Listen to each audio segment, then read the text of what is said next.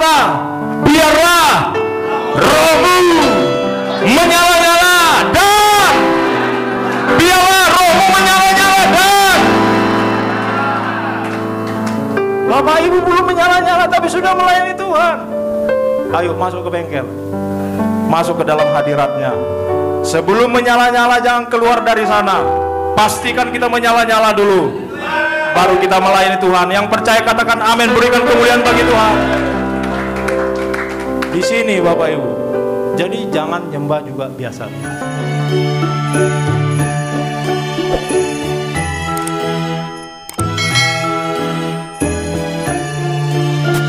Bapak, kami bersyukur untuk siang hari ini. Yang kami perlukan, yang kami butuhkan adalah suara-Mu. Firman yang keluar dari ruang tahta, firman yang berasal dari Engkau sendiri yang berbicara kepada kami, ya Tuhan. Sampaikan isi hati-Mu. Sekali lagi kami minta Engkau berbicara kepada kami. Haleluya, haleluya. Datanglah kerajaan-Mu, jadilah kehendak-Mu, ya Tuhan, di bumi seperti di sorga. Amin. Terjadilah atas setiap kami. Yes. Mari kita yang percaya dan diberkati sama-sama katakan amin. Amin. Amin. Haleluya. Gereja menuju kebangunan rohani. Saya berdoa dalam waktu yang singkat bisa menjelaskan apa yang telah dipersiapkan. Bapak Ibu sekalian, pernahkah kita berdoa untuk kebangunan rohani? Kita lihat di dalam Alkitab, api datang setelah apa? Nabi Elia membangun mezbah. Itu satu. Yang kedua, hujan turun setelah Nuh membangun bahtera. Yang ketiga, kemuliaan Allah turun setelah Musa membangun kemah suci. Yang keempat, Roh Kudus turun setelah para rasul berkumpul di ruang atas. Apa yang Bapak Ibu bisa simpulkan dari fakta-fakta yang saya sebutkan ini? Iya, itu dia. Ternyata Bapak Ibu sekalian, tidak melulu bahwa kebangunan rohani itu terjadi atas dasar kedaulatan Tuhan. Ada bagian Tuhan, ada bagian kita. Yang percaya katakan, masalahnya sekarang bagian kita yang seperti apa? Karena seperti yang pernah saya sampaikan Bapak Ibu sekalian, bahwa ada pola di surga. Kenapa Tuhan harus suruh Nuh membangun bahtera? Seperti ini kau buat, ukurannya sekian, sekian, sekian. Dan Nuh melakukan tepat seperti yang Tuhan perintahkan. Pada waktu Musa membangun kemah suci, Tuhan juga beri ukuran. Ada pola di surga yang kemudian diturunkan dan itu dilakukan di bumi ini. Problemnya adalah kita mengerjakan segala sesuatu seperti yang kita pandang baik, menurut pemikiran kita, bahkan menurut apa yang dunia katakan, itu kita bawa masuk ke dalam gereja. Itu yang mengakibatkan kita tidak kemana-mana dan tidak melakukan apa-apa. Next, ada 7 kebangunan rohani dalam perjanjian lama. Dr. Wilbur Smith, seorang peneliti ahli, mengatakan, merangkum beberapa ciri dari kebangunan rohani. Hal itu terjadi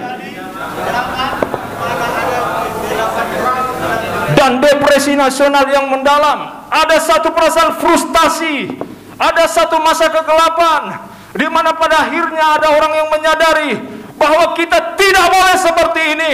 Kita butuh sesuatu, kita butuh anugerah Tuhan. Ini tidak boleh dibiarkan begitu saja. Ini tidak boleh dibiarkan. Kita butuh intervensi Tuhan. Tuhan harus melakukan apa yang menjadi tugasnya bagi kita. Ada satu perasaan kegundahan melihat situasi yang terjadi. Haleluya. Haleluya. Tapi kalau kita melihat bahwa semua baik-baik saja, berarti, nanti kita bahas ini. Cara pandang kita yang salah, cara pandang kita yang keliru. Kita telah membeku. Kita tidak lagi peka melihat situasi yang terjadi, bahwa seharusnya tidak seperti itu. Ada orang yang terus berada di dalam kegelapan, semakin gelap, semakin hancur, semakin rusak. Tapi kita tetap melakukan tugas kita sebagai hamba Tuhan dan merasa tanggung jawab kita hanya ada di dalam gereja. Itu tidak terjadi di tempat ini. Yang percaya katakan amin. Amin. Yang kedua, sama-sama kita baca 3-2 ya. Waktu dimulai dengan hati seorang hamba Allah yang kudus, yang menjadi kekuatan yang berkuasa di balik keluarga. Haleluya. Kalau engkau tidak tergetar melihat apa yang terjadi di Indonesia dan menganggap semua baik-baik saja, nanti kita bahas Bapak Ibu sekalian. Jangan-jangan kita sedang berada dalam situasi kepasipan. Itu yang membuat kebangunan rohani tidak jadi, tidak bergerak di dalam gereja kita. Haleluya. Yang ketiga,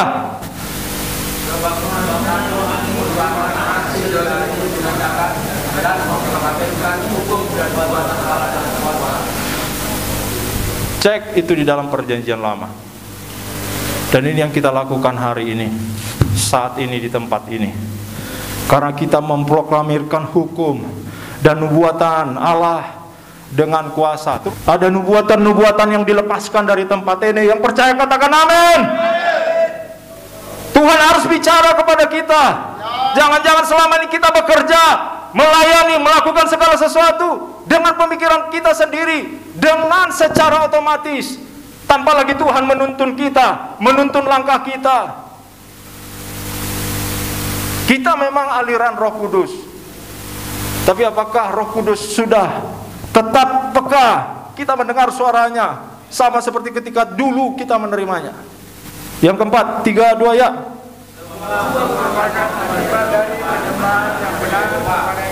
Tatanan dikembalikan. Kalau kita lihat di perjanjian lama, mereka berbalik dari jalan mereka yang jahat dan kembali menyembah Yehova.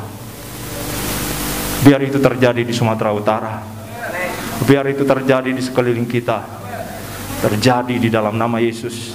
Berikutnya, yang kelima,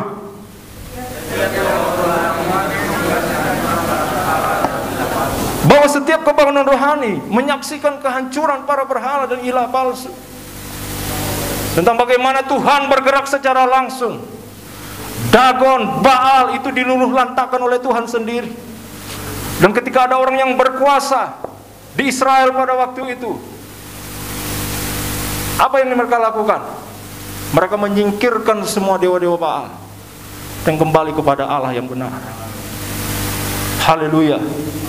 Bapak Ibu sekalian, waktu kemarin ada suara yang terus berbicara kepada saya begini, akan tiba waktunya dan saatnya bahwa kebenaran itu akan dimuliakan, bersinar, Ya, amin. seperti terang terik matahari di siang hari. Haleluya. 6. Semua kebangunan rohani yang tercatat menunjukkan suatu pemulihan sukacita dan kegembiraan yang besar. Jangan lihat apa yang terjadi saat ini. Ada perwira yang tidak percaya bahwa Tuhan mampu melepaskan mereka pada waktu itu.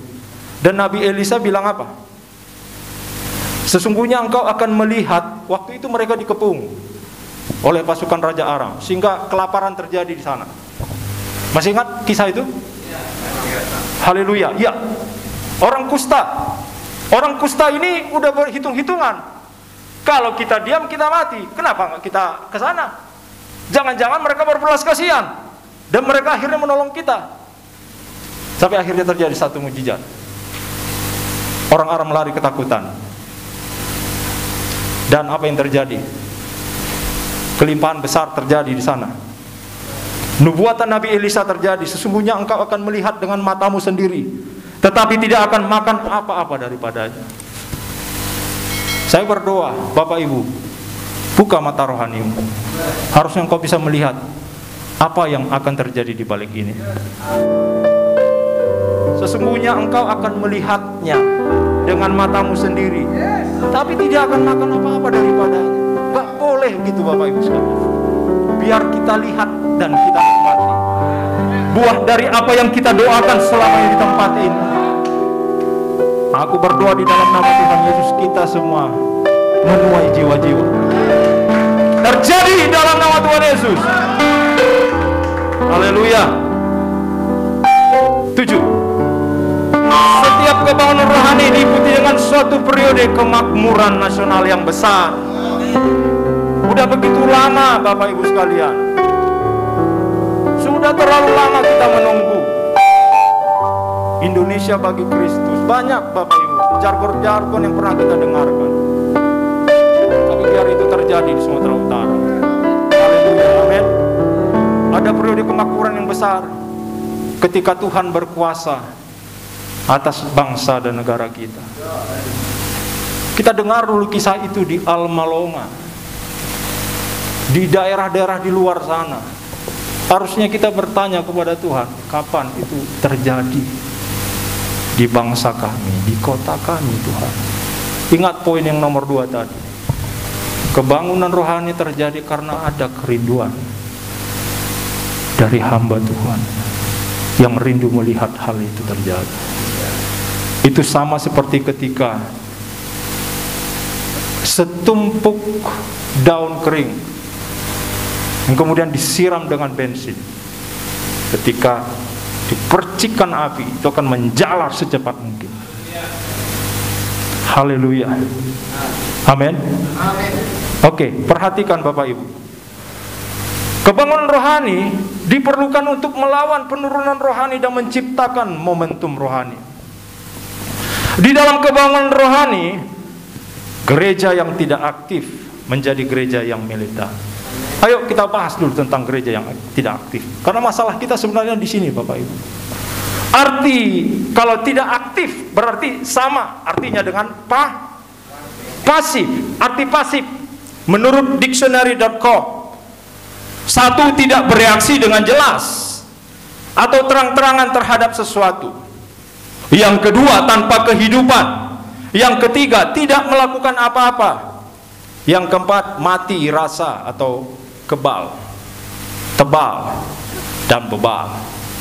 Contohnya di dalam Alkitab, Imam Eli bersikap pasif atas teguran Tuhan. Tuhan udah tegur sikap anak-anaknya. Tapi Imam Eli bilang apa? Dia Tuhan, dia tahu apa yang dia pandang baik, biar dia lakukan. Akhir hidup dari Imam Eli dan keluarga mengenaskan. Itu yang terjadi kalau kita pasif. Kita tidak luruskan, kita biarkan itu terjadi. Kita berada di zona nyaman dan kita tidak melakukan apa-apa. Bapak Ibu tahu nggak cara untuk membuat seekor katak mati di atas periuk yang dipanaskan dengan api? Kalau digunakan gas dan kemudian dia artinya itu api yang nyala api yang besar dan kemudian kita masukkan katak, dia langsung lompat itu. Tapi kecilkan apinya, tunggu aja, dia akan terus merasa tanpa disadarinya bahwa lama-kelamaan air itu menjadi panas dan dia mati dengan sendirinya. Saya berdoa Bapak Ibu untuk kita semua di tempat ini, karena inilah kerinduan hati saya yang cukup lama, rindu melihat gereja dibangkitkan oleh Tuhan. Gereja itu idenya Tuhan, gereja itu pikirannya Tuhan, gereja itu adalah manifestasi dari kuasanya yang dia nyatakan di muka bumi ini. Kalau kita mengakui bahwa dia Allah yang berkuasa, makanya saya selalu sampaikan kepada Bapak Ibu sekalian, kalau kita Natal jangan lagi munculkan Yesus yang di kandang domba itu. Kalau engkau merayakan ulang tahun, apakah fotomu yang masih baik terus kau bawa-bawa dan selalu bernostalgia tentang hal itu? Kita akan cerita kondisi kita sekarang dan apa yang akan kita lakukan pada masa mendatang. Jadi kalau Bapak Ibu cerita tentang Yesus, cerita tentang Yesus yang sekarang. Amin. Yesus yang telah dipermuliakan, Yesus yang penuh dengan kemuliaan, Yesus yang telah memerintah, duduk di sebelah kanan Allah Bapa, dan Yesus yang perkasa itu ada di dalam hidupmu, di dalam hidupmu. Tugas kita adalah memanifestasikannya, memunculkannya keluar. Kita akan bersinar di kerajaan Bapa kita. Masa seperti ini yang saya rindukan, gereja yang bangkit, Bapak Ibu sekalian. Tapi kita sama seperti kata tadi, berada di zona nyaman dan membuat kita tidak bergerak kemana-mana. Kita merasa enak tanpa menyadari bahwa di luar sana orang semakin hancur dengan dosa mereka akibat roh pasif. Roh pasif menghambat gerakan Tuhan. Itu yang terjadi dalam hidup Imam Eli. Yang kedua, roh pasif membuka celah berkembangnya perbuatan dosa. Jadi jangan pasif, Bapak Ibu. Lawan pasif apa? Haleluya. Lawan pasif apa? Bapak Ibu sekalian, ayo kita mulai dari sekarang. Bagaimana mungkin bisa terjadi sesuatu di dalam ibadah kita? Kita menyembah Tuhan, kita dingin, kita nggak merasa bergairah, hati kita tidak tersentuh lagi, lagu-lagu kita anggap biasa. Tapi tidak, 2022 kita lihat revival terjadi di keluarga, terjadi di gereja, terjadi di tempat pelayanan kita. Yang percaya katakan amin. Haleluya. Lawan roh pasif dan bersiap untuk kebangunan rohani. Satu kisah terakhir Bapak Ibu, dan saya berdoa ini menginspirasi kita sekalian tentang apa yang terjadi ribuan tahun yang lalu. Elia melawan mesbah Baal.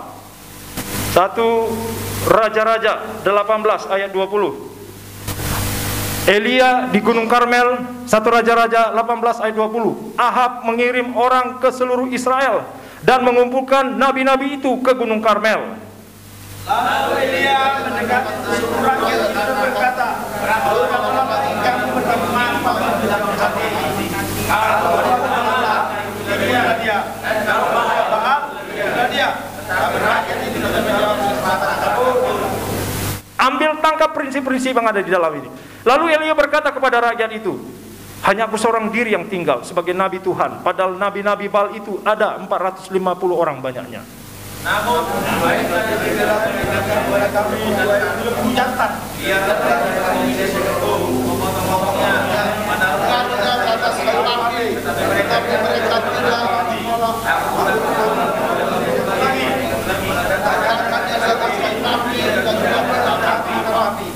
Ya.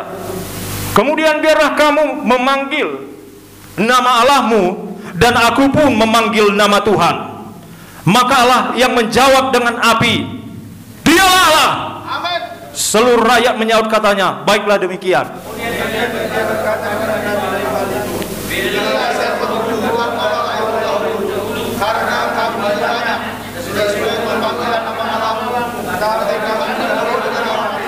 Mereka mengambil lembu yang diberikan kepada mereka, mengolahnya dan memanggil nama Baal dari pagi sampai tengah hari, katanya, "Ya Baal, jawablah kami." Tetapi tidak ada suara, tidak ada yang menjawab. Sementara itu mereka berjingkat-jingkat di sekeliling mesbah yang dibuat mereka itu.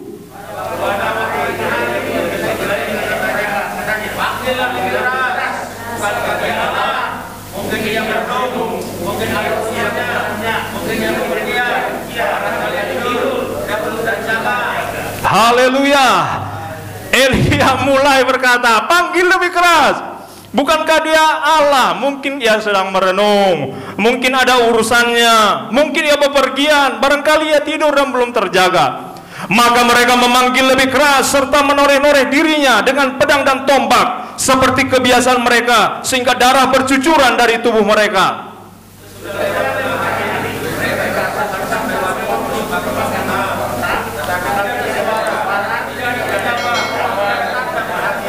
Kata Elia kepada seluruh rakyat itu, datanglah dekat kepadaku. Maka mendekatlah seluruh rakyat itu kepadanya. Lalu ia memperbaiki mezbah Tuhan yang telah diruntuhkan itu. Kemudian Elia mengambil 12 batu dan menunjuklah suku rakyatku kepada yang telah datang firman Tuhan, engkau akan merusak Israel. Ia mendirikan batu-batu itu menjadi mezbah demi nama Tuhan, dan membuat suatu parit sekeliling mezbah itu yang dapat memuat 2 sukat benih. Ia menunjukkan api, memotong itu benar-benar memanjat di atas api. Sesudah itu ia berkata, penuhilah 4 bulung dengan air dan tuangkan ke atas korban bakaran dan ke atas kayu api itu. Kemudian katanya, buatlah begitu untuk kedua kalinya, dan mereka berbuat begitu untuk kedua kalinya. Kemudian katanya, buatlah begitu untuk ketiga kalinya, dan mereka berbuat begitu untuk ketiga kalinya.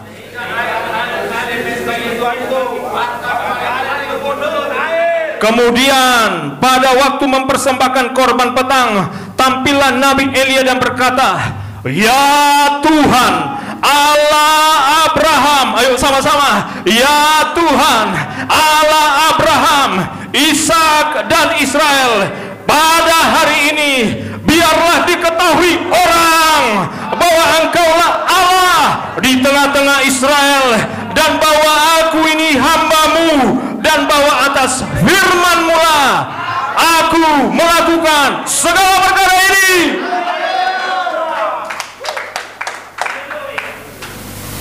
Sadar nggak kita ini wakilnya Tuhan di bumi? Garis bawahi kalimat itu, biar orang tahu aku ini hamba-Mu ya Tuhan. Jawablah aku ya Tuhan. Jawablah aku supaya bangsa ini mengetahui bahwa Engkaulah Allah ya Tuhan, dan Engkaulah yang membuat hati mereka tobat kembali. 18:38.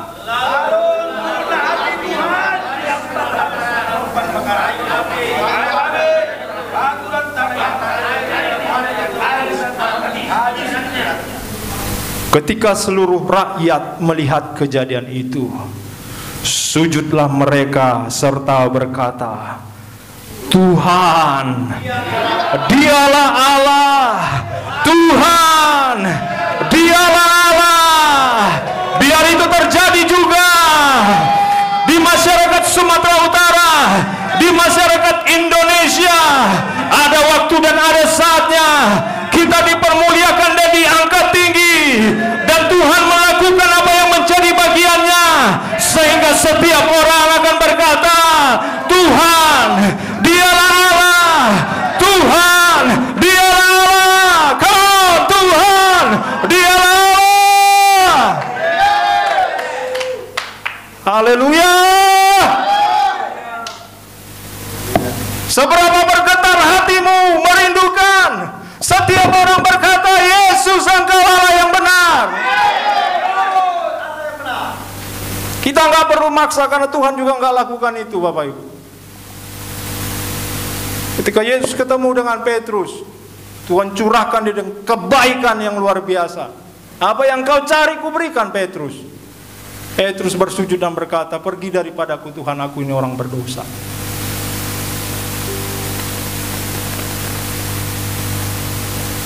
Jadi kalau ada yang bilang kita kadrun Kristen itu tidak benar, tolak dalam nama Yesus. Kita nggak maksa kok. Amin.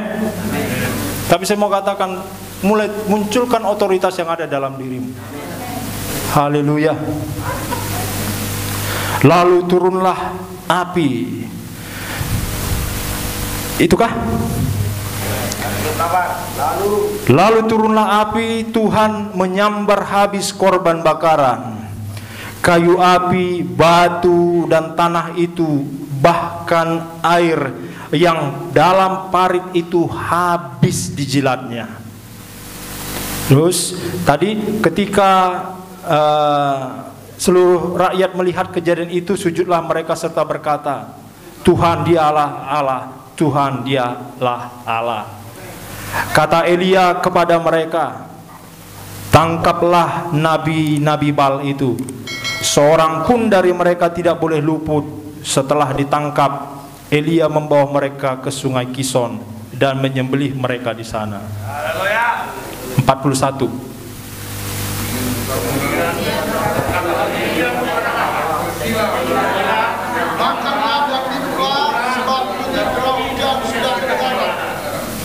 Lalu Ahab pergi untuk makan dan minum, tetapi Elia naik ke puncak gunung Karmel. Lalu ia membungkuk ke tanah dengan mukanya di antara kedua lututnya. Setelah itu ia berkata kepada hambanya, naiklah ke atas, lihatlah ke arah. Hambanya yang naik ke atas, ia melihat dan berkata, tidak ada apa-apa. Maka ia berpindah sekali lagi. Demikianlah sampai di Pada ketujuh kalinya berkatalah bujang itu, wah, awan kecil sebesar telapak tangan timbul dari laut. Lalu kata Elia, pergilah, katakan kepada Ahab, pasang keretamu dan turunlah, jangan sampai engkau terhalang oleh hujan.